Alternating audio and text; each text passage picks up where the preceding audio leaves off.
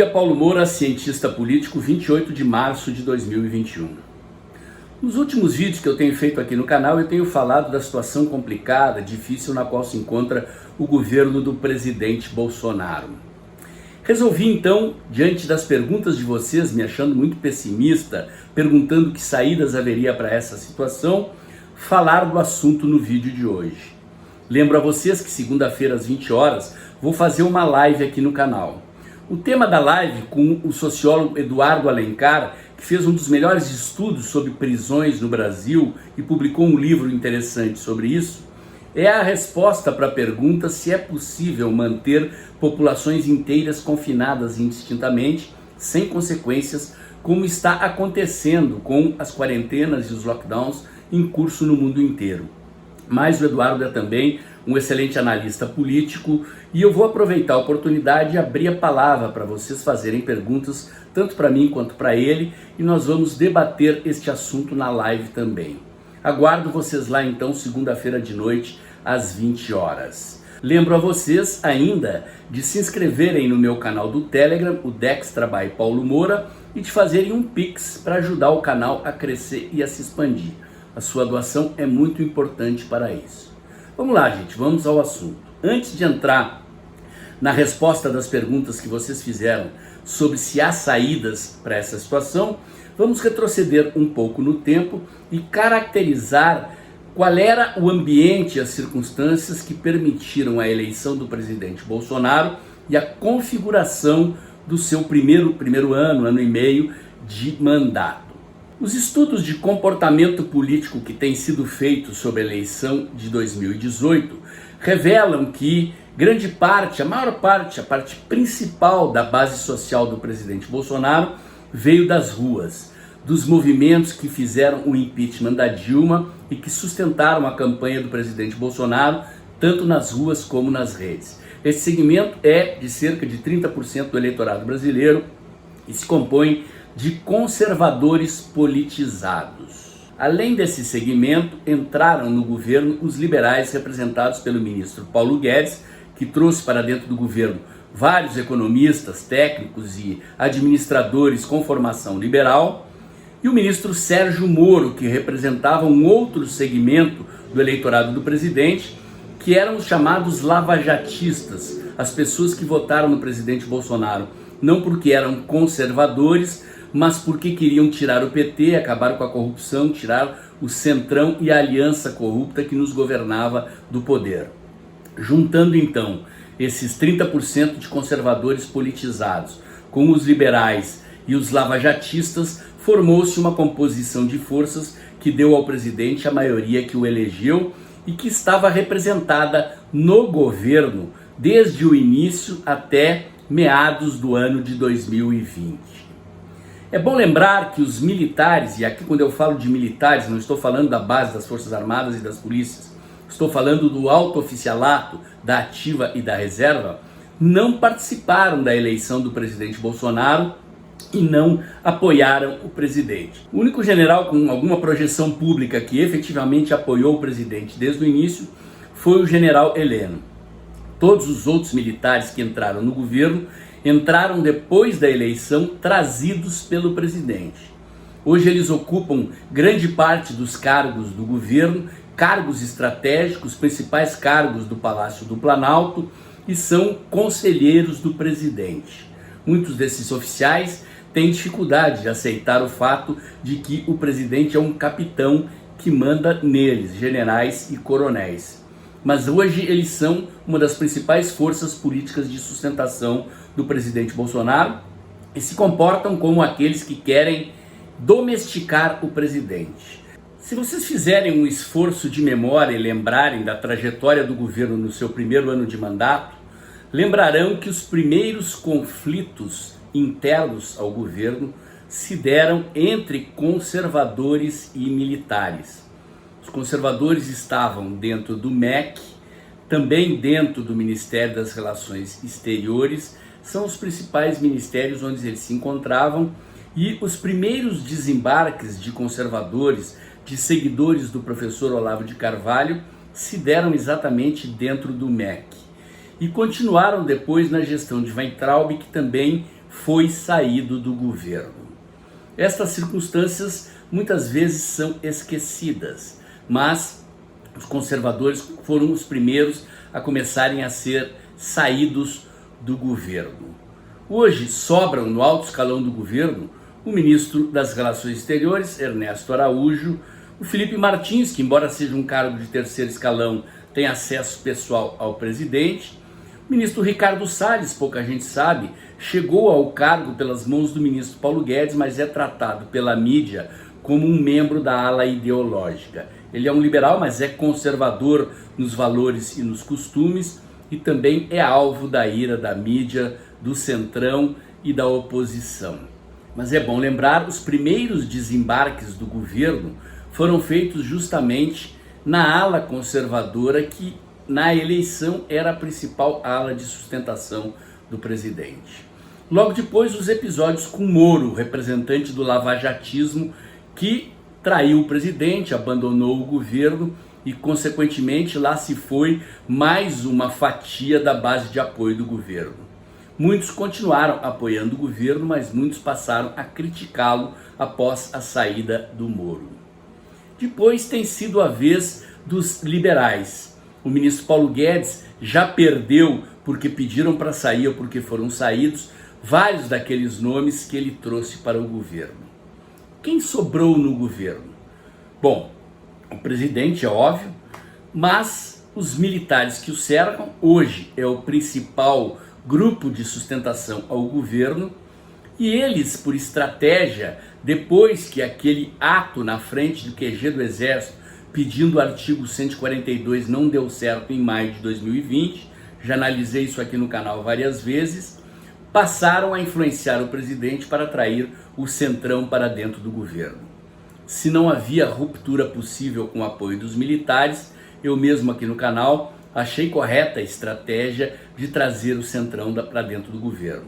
Mas trazer o centrão para cumprir o programa de governo, o discurso, as propostas em nome das quais o presidente se elegeu, ou seja, privatizar, modernizar o Estado, fazer reforma tributária, reforma administrativa, diminuir o tamanho do Estado e fazer avançar as pautas conservadoras que nós defendemos, a defesa da família, o direito à posse e porte de armas, o homeschooling, né, o direito das famílias educarem os seus filhos em casa e não necessariamente na escola, enfim, todas as outras bandeiras que vocês conhecem, não para que houvesse uma submissão ao centrão. O que está acontecendo hoje é que, basicamente, grande parte da base de sustentação social do presidente foi excluída do governo, ou porque foi defenestrada e está sendo defenestrada, ou por opção, como foi o caso do Moro, que abandonou e traiu. Mas isto é uma realidade que nós precisamos reconhecer. Os militares ocuparam quase todas as posições estratégicas no governo e, como todo mundo sabe, eu já fiz vídeo aqui no canal sobre isso também, os militares não pretendem repetir 1964. Não adianta pedir intervenção militar e aplicação do artigo 142 sem apoio dos militares, e os militares não demonstram estar dispostos a dar sustentação a atitudes deste tipo. A ideia de aproximar-se do centrão, de trazer o centrão para dentro do governo, as informações que circulam é do general Ramos, que é o articulador, o estrategista de toda essa operação, que hoje praticamente tornou o presidente Bolsonaro um indivíduo isolado de todos aqueles que o sustentaram no início, cercado de militares que querem domesticá-lo, que querem transformá-lo num presidente comportado como os políticos tradicionais, e o centrão, que não basta ocupar espaços no governo, passou a meter a faca no pescoço do presidente Bolsonaro, depois que o presidente não deu a eles o Ministério da Saúde. E por que o Ministério da Saúde?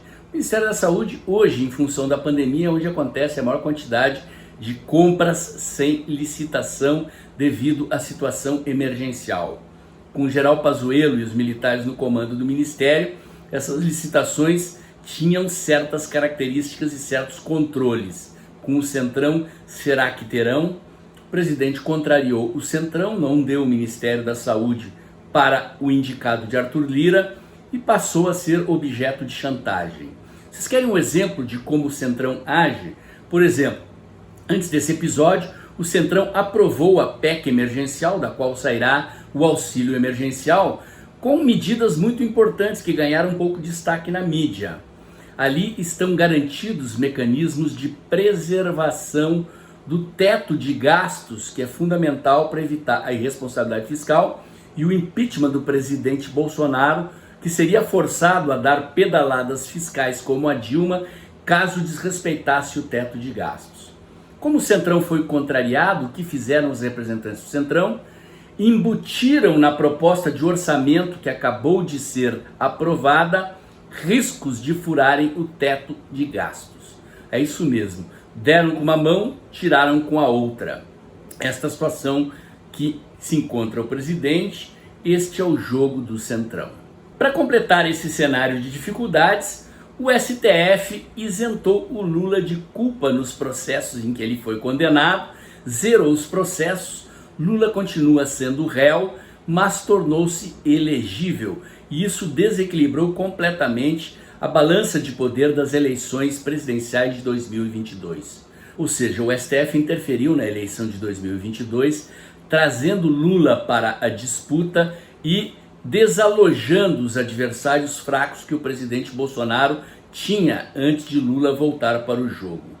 Lula não é inocente, continua sendo réu, mas ganhou o discurso de inocente que os marqueteiros do PT e o PT já estão tratando de vender para enganar os desinformados. Mas o fato é que a volta de Lula para o jogo político e para a eleição de 2022 desequilibrou a balança de forças e colocou no cenário uma variável muito importante. O Centrão, a esquerda e todos aqueles que enriqueceram nos governos do Lula e do PT viram de novo a oportunidade de voltar ao poder e reconstituir aquela situação em que a Lava Jato não existia e eles roubavam descaradamente à vontade. A Lava Jato está sendo zerada, destruída e Lula trazido de volta para o jogo. E o Centrão, mesmo este Centrão que está dentro do governo, pensa duas vezes antes de seguir abraçado no presidente e começa a sonhar com a liberdade que tinha quando Lula era o presidente da República. Eles não vão desembarcar do governo, seguirão lá nos cargos, seguirão pedindo cada vez mais espaço, mas na hora do vamos ver da eleição de 2022, por baixo dos panos, tendem a apoiar Lula, o que torna o cenário e as circunstâncias, a situação do presidente Bolsonaro, ainda mais complicadas. Para fechar esse bloco de análise, a situação da pandemia. Os próximos meses serão meses difíceis. Ainda vamos ver a situação piorar antes de melhorar. Piorar em que sentido? No sentido do acirramento da pandemia. O vírus voltou mais poderoso, mais mortal, a crise nos hospitais e o número de mortes não para de crescer e, obviamente, a mídia, que é o principal partido de oposição, não para de fazer estardalhaço com isso. As medidas de quarentenas e lockdown rígidos que estão propostos, é bom lembrar, a mídia está em campanha por um lockdown nacional, agravam ainda mais a situação difícil da economia brasileira. Se o presidente Bolsonaro tivesse um partido próprio, forte, organizado, essa situação seria menos complicada. O presidente, na verdade, não tem partido. Ele teve em 2018 uma legenda pela qual se elegeu. Já fiz vídeo aqui no canal explicando a diferença entre legenda e partido. Partido é uma organização mais sólida, organicamente enraizada na sociedade, que confere lastro ao poder de um presidente, oferece técnicos, gente qualificada para governar, ocupa espaços no governo e no parlamento de forma organizada, dando sustentação consistente ao presidente e ao governo. Lula é um populista, mas o PT sempre teve e até hoje ainda tem uma bancada numerosa de deputados e senadores dando sustentação às suas ações políticas na sociedade e ao projeto de voltar ao poder. Esse é mais um elemento complicador. Não temos um partido conservador forte no Brasil e não teremos no curto prazo. No máximo, o que vai acontecer se o presidente escolher logo um partido para se eleger é que poderemos talvez entrar na eleição de 2022 de forma mais organizada do que aquela bagunça que aconteceu em 2018. Temos aí então o quadro da dor sem moldura. A quantidade de dificuldades é enorme e é difícil não ser pessimista diante dessa situação. Onde está a luz no fim do túnel? Onde estariam as possíveis saídas para essa situação? Em primeiro lugar, na conjuntura, né? Vamos observar que o momento atual de crise econômica e de crise de saúde é grave, mas que talvez não permaneça assim. Apesar da mídia fazer pressão sobre a questão da lentidão na vacinação, que é a saída mais sólida e mais rápida da pandemia, o fato é que o volume de vacinas que o governo contratou e que já está produzindo e distribuindo pelo país vai acelerar a vacinação. O Brasil já é um dos países que mais vacina no mundo, embora a proporção da população brasileira, que é enorme, ainda seja pequena, mas o Brasil tem tradição de campanhas nacionais de vacinação. E assim que esse problema da oferta de vacinas estiver equacionado, até porque a solução está dada devido ao volume de produção que está aumentando e as contratações de novas vacinas que o governo fez, nos próximos meses, o que nós vamos ver é o que aconteceu em Israel, por exemplo. À medida em que o volume de pessoas vacinadas cresce, a economia pode voltar a funcionar com rapidez e o vigor dos números da economia brasileira é impressionante. Tudo indica que, se soltarem o freio de mão, a economia brasileira começa a se recuperar do fim do ano para 2022. Então nós estamos vivendo um momento difícil, circunscrito no tempo, com todas essas dificuldades políticas a que eu me referi e com mais essas dificuldades decorrentes do cenário econômico e do cenário da pandemia. Mas logo ali à frente, se o presidente conduzir o governo de forma relativamente tranquila dentro do possível nessa crise e diante das pressões que ele está sofrendo, pode ser que o ambiente geral da conjuntura se torne mais favorável e as condições para ele se recuperar e decolar em direção a 2022 melhorem. Há um outro fator importante aqui a considerar, que é a questão dos militares. Eu já fiz vídeo aqui no canal sobre isso. O fato é que os militares se envolveram durante o governo Dilma para garantir a tramitação do impeachment e para garantir que Lula não saísse da prisão na eleição de 2022. Esses fatos estão nos jornais, estão registrados na história, estão registrados num livro que o general Vilas Boas publicou. Pois bem, tendo se envolvido na política, ainda que dentro dos limites institucionais, para garantir que Dilma fosse removida do poder dentro da democracia e para garantir que Lula não fosse solto e não pudesse ser candidato em 2018, quererão os militares prestar continência de novo para Lula, sabendo que o cenário que vai se constituir no país é o cenário da roubalheira e do risco de implantação do bolivarianismo no país? Eu acho que os militares estão certos em não querer dar um golpe de Estado e não quererem buscar soluções ao arrepio da Constituição. Não sei exatamente o que eles poderiam fazer, mas sei e eu acho que eles sabem o que o PT fará se voltar ao poder. As Forças Armadas é uma das poucas instituições em que a esquerda não penetrou completamente e não controla completamente, principalmente porque não conseguiu entrar nas instituições da formação de oficiais das Forças Armadas. Zé Dirceu já disse que esse foi um dos grandes erros do PT, não controlar as Forças Armadas. Eu pessoalmente não tenho dúvidas que é exatamente isso a primeira coisa que o PT fará se Lula se reeleger.